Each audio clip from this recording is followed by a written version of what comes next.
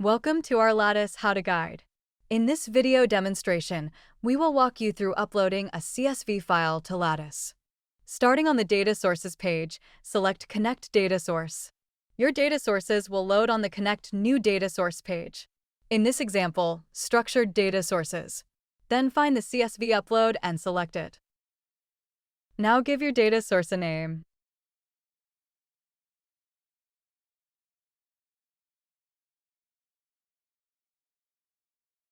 Then enter a catalog name. Next, in the description input bar, describe what the CSV files contains for discoverability. All inputs are in natural language. Next step is to select the CSV file.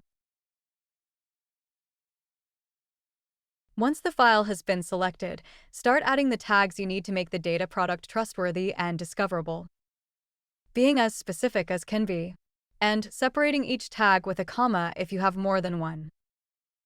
Once completed, select the Upload CSV button and your file will be uploaded. You'll be notified on completion. Your new data source will load to the Data Sources page ready for you to explore and use.